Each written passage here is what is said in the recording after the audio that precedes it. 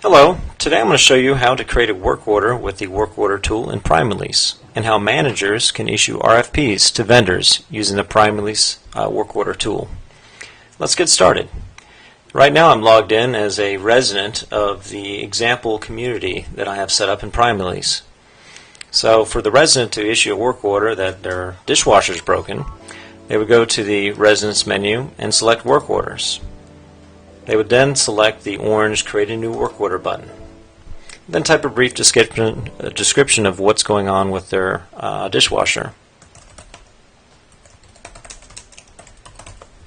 I'm going to type in their unit number here. That's the homeowner's unit number.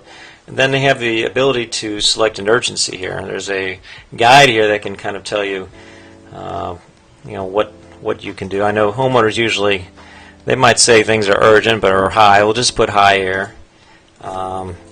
Dishwasher spews out water when running. They can also add pictures here. This is a picture of their dishwasher. And then they just select the Create Work Order button. And then they can see this new ticket here below. So now I'm going to log in as the manager.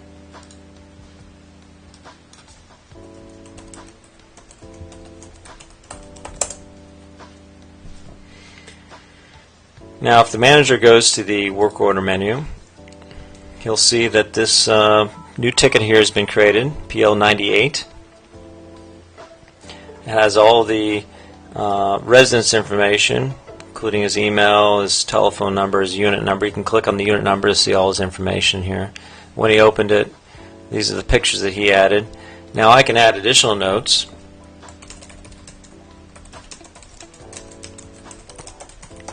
And even if I want to, I can add pictures or anything else to it. If you go below, you can change the status. We're going to say it's in progress. And I'm going to adjust the priority here. I'm going to say this is a medium priority. Now if I wanted to, if I assigned it to one of the existing vendors I have, you see I have two plumbing companies that are in our vendor pool. I can just select a vendor here and click Update, and that will send an email to the vendor letting them know to go ahead and perform the work. But for the purpose of this video, I'm going to show you how to send up RFPs, so we're not going to do that just yet. So if I click Update, that will make the applicable changes to the ticket. You'll see here at the bottom it says in progress. So now I'm going to show you how to create a new vendor in the system. So if you go to the very bottom here, click Accounting, then Vendors. For the purpose of this video, I'm going to show you how to create a new vendor that we don't have here in the system. So I'm going to add another vendor, another plumbing company. So you click New Vendor at the top here.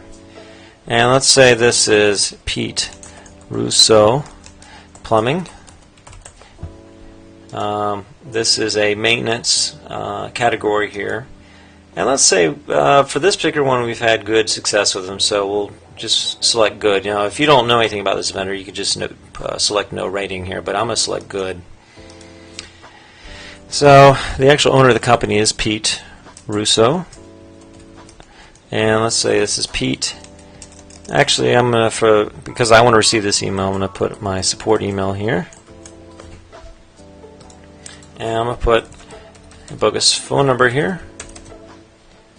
And this is a new vendor. And this is, you can just add notes here if you want to add all kinds of information. You can add it here for later use.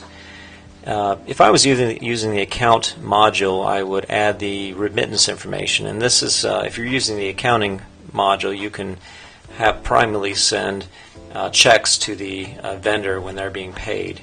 If they issue invoices, the automatic payment uses this address information. I'm not going to do this for the purpose of this video, so I'm going to go ahead and click Add here. You'll notice the new vendors in there. It has 3 stars.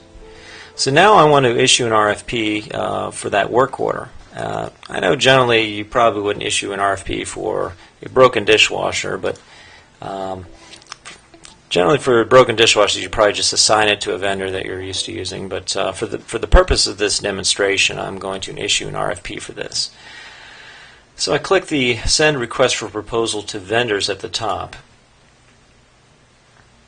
And here it allows you to select which vendors you want to send this to. So we have this Bob Morris Plumbing Company. It doesn't have any stars here. It's not a trusted vendor, so I'm not going to select that one. I'm going to select the Pete Russo Plumbing Company and also Acme Plumbing, which we've used in the past. Obviously the pool company down here is not applicable for this use. So I could add additional information here. So please contact property manager with questions. I can also add pictures or anything else to it using this picture button, but again, we don't have any pictures. And then at the bottom, we have to select this the date we want the RFP to be delivered by, and I'm going to give them a little over 2 weeks here. So now I'm going to click this button, send the RFP. Simple as that. You can see down here for this particular work order, 2 proposals have been requested to Acme and Pete Russo. So I'm going to go ahead and select here. This is actually for Acme. I'm going to look at the other email here. Okay, this is for Pete Russo. See, this is the email they receive here, and it tells them the work order number, the date that they want the proposal by. This is a link to go to their own portal, which I'll show you that in a second here. And then you have all the information here.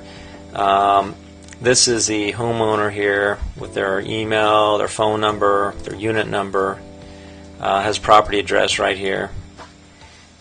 This is also who sent the RFP, the board member. There's no phone number listed here, but I suppose that's something that's not entered properly for this particular demo here. And then here's a picture, also special instructions here. And then it has the additional notes that have been added here. So, alright, so I'm going to go ahead and click this link. So this is the screen that the vendor will see when he first logs in after clicking the link. He has all his information up here at the top, his contact information. This is the property address. You can click on this link to view the property on Google Maps. If you go down here, you can see the work orders that have been assigned to him. With this particular vendor, we don't have anything assigned to him yet. We just have the section here where we've requested this bid for this particular work order. So we click on this, and here he has the opportunity to actually upload a proposal. At the bottom, if he has any questions, he can type some information here, and that will be updated to the ticket for the property or board manager to respond. So I'm going to click on this Upload New Proposal button here, and I'm going to select the bid here. And let's say it's going to cost $150.65. And this is the first of 2 bids. So the vendor can actually upload multiple bids if he wants to. If there's an alternate bid that's more expensive or less expensive, he can upload multiple bids. The purpose of this video, though, we're going to just upload this one bid. And he sees the updated status here. So if I go back to the work order tool here and I refresh the screen, you can see that Acme Plumbing is still in requested proposal mode. You're waiting for the vendor response. And then Pete Russo Plumbing has submitted a proposal, and here it is. Has his notes here, the dollar amount, and you can actually click this to actually review the bid. Obviously, if there's multiple bids, you'll see multiple bids here below. Now, if we want to assign this to the vendor, we just select the Pete Russo Plumbing, and I'm going to say in progress here, and then click Update. And then the vendor will get an email to actually look at the work order. And when he looks at all his work orders, he'll see that it's been assigned. He can click on here, and he'll get an email basically saying the work order was assigned to him.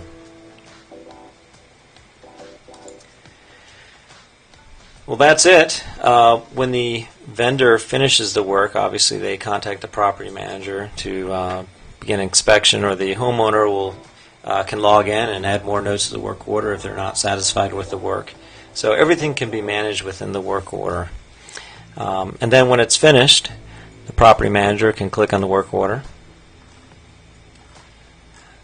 then change the status to completed. And that shows the full life cycle of the work order process. Thanks for watching.